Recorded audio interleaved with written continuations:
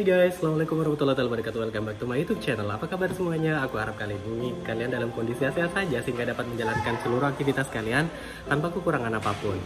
Nah, pada kesempatan kali ini aku pengen berbagi sudut pandang dengan kalian. Satu sudut pandang yang banyak sekali ditanyakan oleh teman-teman aku dalam beberapa kegiatan yang pernah aku samperin. Pertanyaannya adalah simple, Kak, aku tuh berasal dari kampus yang tidak begitu terkenal. Jurusan aku juga tidak begitu wah, terus kemudian juga akreditasi dari jurusan tempat aku belajar itu akreditasinya ya cukup standar atau mungkin di bawah standar seperti itu. Pertanyaan aku adalah kira-kira memungkinkan nggak kalau misalnya aku pengen bisa mendapatkan beasiswa seperti kakak gitu. Itu pertanyaannya. Nah, oleh karena hal itu kali ini aku pengen ngejawab pertanyaan itu agar bisa kita jadikan semacam pelajaran bersama. Kira-kira sebenarnya memungkinkan nggak sih kalau misalnya kita berasal dari kampus ecek-ecek atau sekolah yang epek-epek ya kan, berasal dari desa dan lain sebagainya, memungkinkan tidak ya kan. Nah, tapi sebelum aku jawab itu, aku pengen berbagi 3 cerita sama kalian. Cerita yang pertama adalah berasal dari aku pribadi. Mungkin sebagian dari kalian udah tahu bahwa aku udah bikin vlog aku sebelumnya ya kan, aku udah menceritakan tentang aku ya kan, bahwa aku berasal dari desa, terus kemudian juga aku berasal dari atau lulusan dari sekolah yang tidak begitu tidak yang sedemikian grade A-nya seperti itu ya kan. Terus kemudian in term of my GPA aku tuh nggak yang sedemikian bagus juga. Aku bakalan sharing ke kalian honestly bahwa GPA aku atau IPK aku tuh cuma 3,12 seperti itu. Tapi kemudian alhamdulillah aku bisa mendapatkan program beasiswa ke luar negeri. Anyway, sombong amat. Lalu kemudian yang kedua tidak jauh berbeda dengan aku. Cerita ini berasal dari Arianti Suci. Kalau misalnya teman-teman pernah buka YouTube ya kan, otomatis sudah pernah buka karena teman-teman gak mungkin bakalan buka YouTube kalau misalnya teman-teman nggak tahu aku. Jadi ada salah satu YouTuber dari Indonesia, dia mendapatkan program beasiswa dari pemerintah Swedia untuk kuliah S2-nya di Swedia seperti itu. Nah, ternyata IPK dia itu cuman 2,9 gitu. Seperti udah teman-teman ketahui bahwa umumnya beasiswa baik dalam negeri maupun luar negeri umumnya require setiap aplikan yang hendak mendaftar program beasiswa minimal harus memiliki IPK 3 ya kan, 3,0 gitu loh. Sehingga kemudian ini juga bisa menjadi salah satu pengejawantahan semacam contoh bukti konkret bahwa IPK itu doesn't matter, oke? Lalu kemudian yang terakhir adalah cerita dari Cina, di mana cukup banyak mahasiswa dari negara tersebut itu, lagi rame banget. Anyway, jadi di mana ada banyak sekali mahasiswa dari Cina yang bikin profiling yang fake tentang profil mereka ketika mereka hendak mendaftar di perguruan tinggi di Amerika Serikat gitu loh. Jadi mereka menceritakan bahwa mereka tuh berasal dari desa, mereka tuh berasal dari keluarga yang tidak mampu, dan mereka tuh berasal dari kondisi lingkungan yang sangat tidak memungkinkan. Tapi mereka tuh punya semacam ikhtiar, punya semangat yang begitu besar untuk melanjutkan pendidikan di Amerika Serikat. Nah, 3 cerita ini dari aku, Aryani, terus kemudian juga orang-orang yang ada di Cina di sana, itu menggambarkan ke kita bahwa siapapun kamu, mau kamu berasal dari desa terpencil, maupun IPK kamu mungkin tidak yang sedemikian bagusnya, lalu kemudian kamu mungkin berasal dari universitas yang tidak sedemikian ternamanya, akan selalu ada kesempatan buat kamu untuk mendapatkan program beasiswa yang sama juga.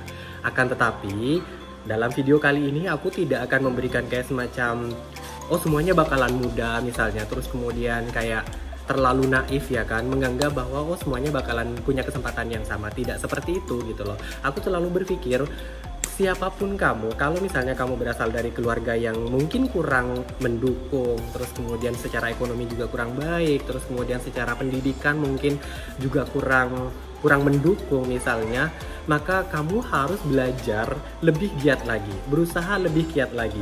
Kalau misalnya orang-orang yang kuliah di universitas terbaik, nilai terbaik, terus kemudian juga berasal dari keluarga yang sangat terbaik juga dalam hal ekonominya, maka ketika mereka berusaha 1 kali lipat, maka kamu harus 2 kali lipat, kalau perlu 4 kali lipat, begitu juga seterusnya. Seperti itu teman-teman.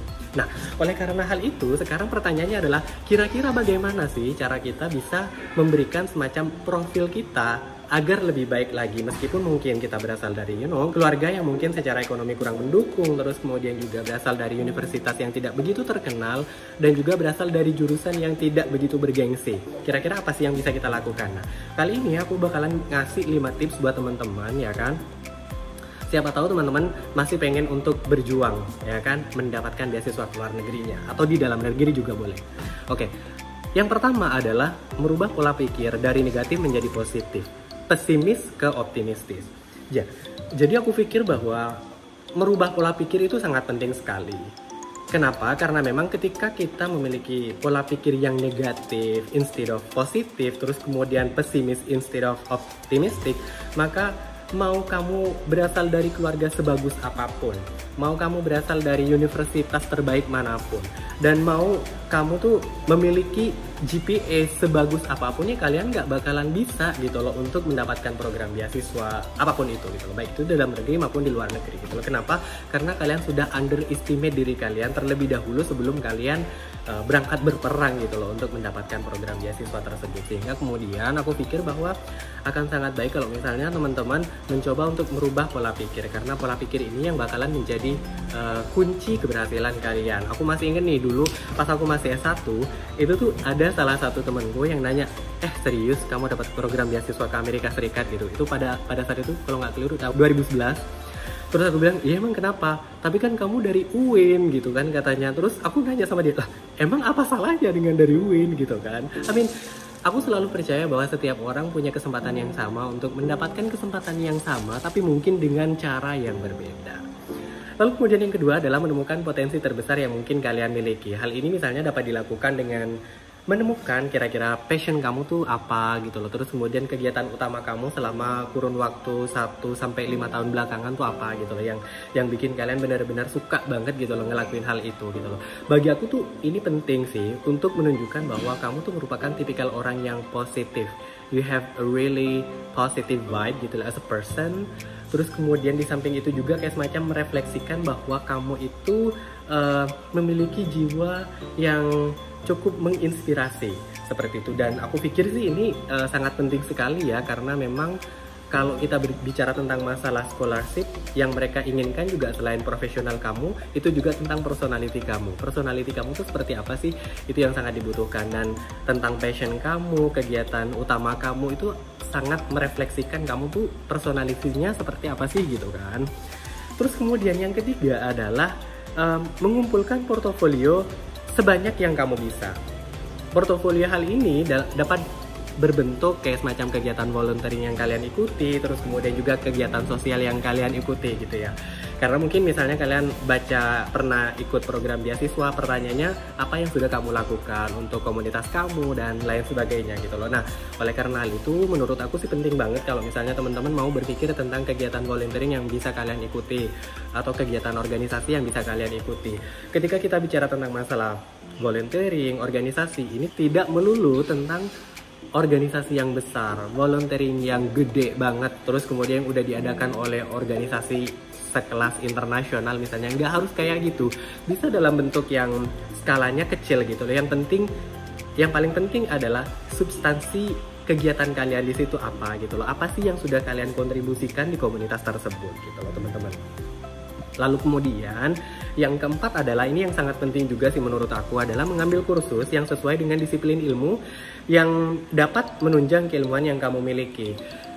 Poin ini menjadi sangat penting kalau misalnya kalian berasal dari satu disiplin keilmuan tertentu tapi memiliki keinginan untuk pindah jurusan atau pindah fakultas ya kan. Misalnya nih, pas lagi S1-nya kalian ngambil program jurusan bahasa Indonesia ya kan, terus kemudian S2-nya kalian pengen ngambil bahasa Inggris. Atau dalam kasus yang lain, teman-teman bisa S1-nya ngambil bahasa Inggris ya kan, tapi kemudian S2-nya pengen ngambil International Affairs gitu loh. Dan bisa saja dibolak-balik seperti itu. Nah, kira-kira apa sih yang bisa dilakukan? Yang bisa dilakukan adalah mengambil kursus gitu loh.